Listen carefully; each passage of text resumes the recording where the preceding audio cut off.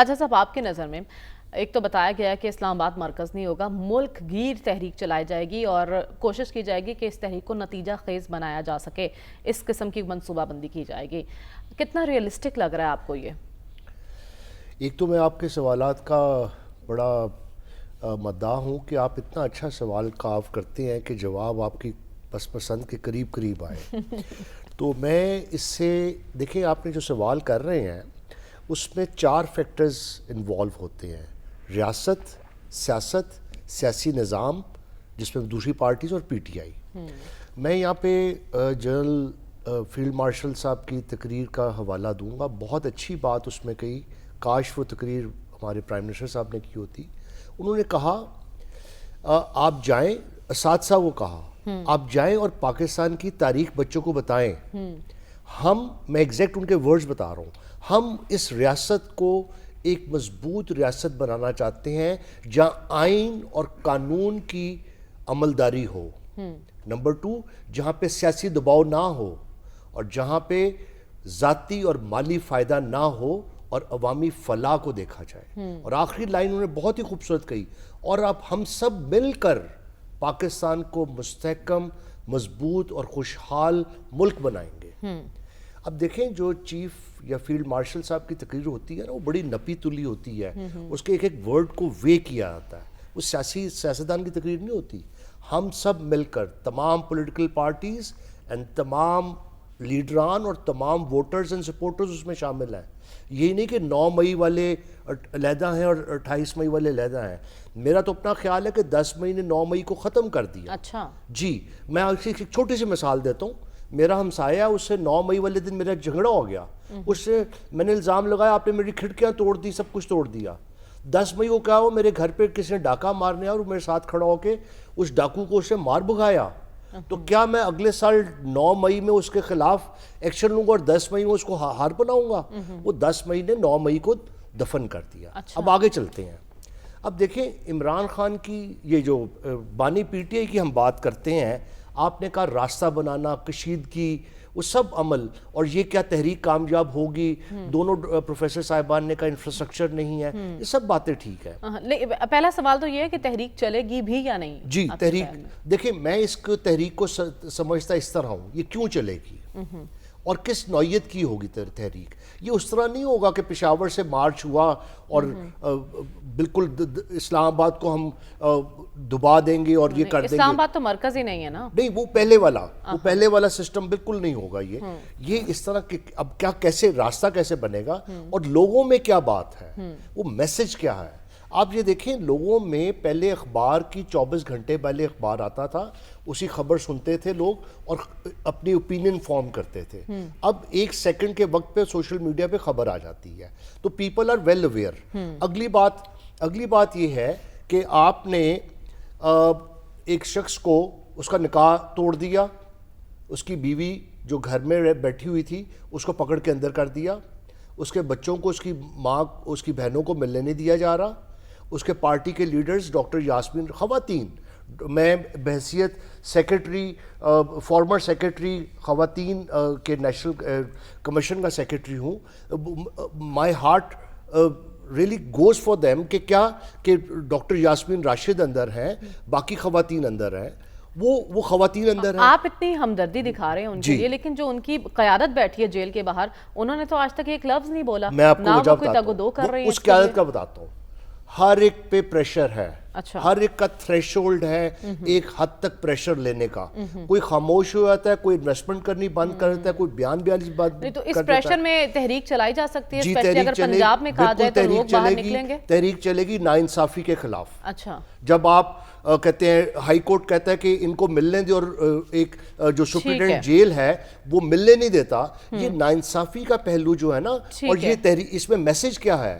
Message یہ ہے role of law اور नाइंसाफी को रोकना। अब आप देखें उस बंदे ने कह दिया है कि मैंने तो जेल में ही रहना है।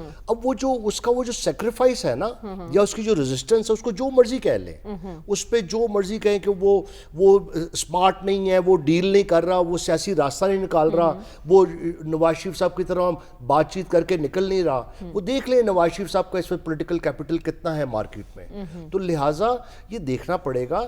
मैं तहरीक के हक में नहीं हूँ। अच्छा, मैं लेकिन कहता आपको लग रहा है कि तहरीक चलेगी? तहरीक नहीं चलेगी।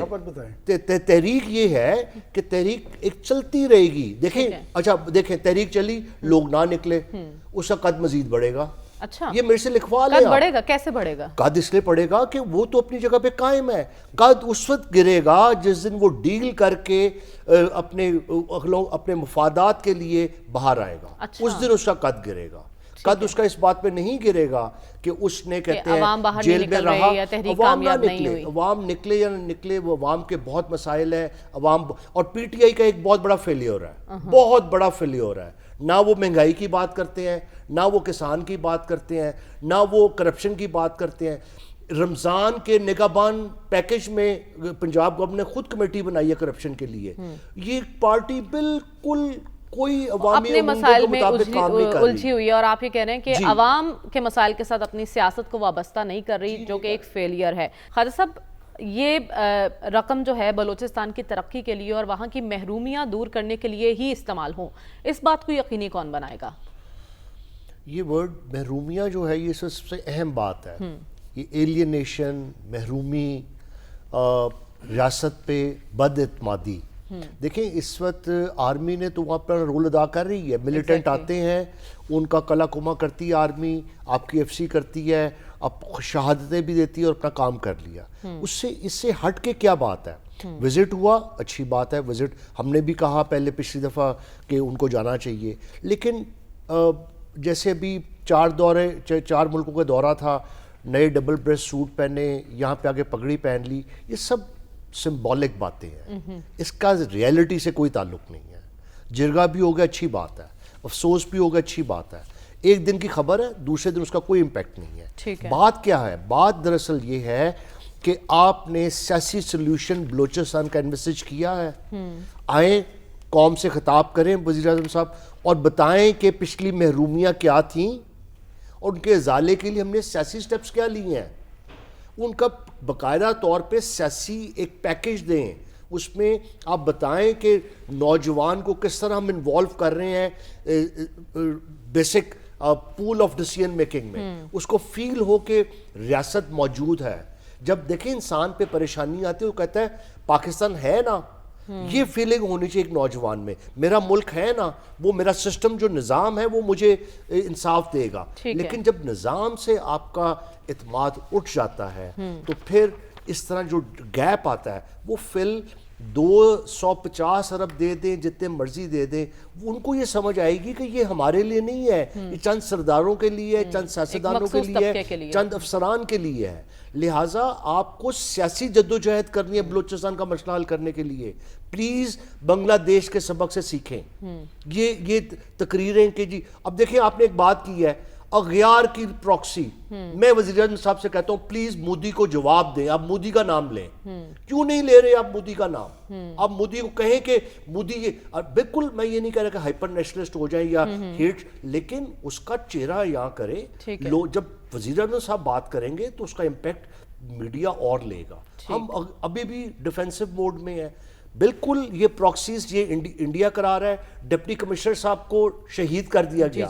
देखिए मैंने पिछले प्रोग्राम में कहा वो वहां रहना नहीं चाहते, वो इसलिए नहीं रहना चाहते। ADCR। अब वो जो है आपके, वो किसकी जिम्मेदारी थी? वहां पे जो सिक्योरिटी पे लोग मौजूद थे, क्यों ना वो एक गोली नहीं चली वहां पे?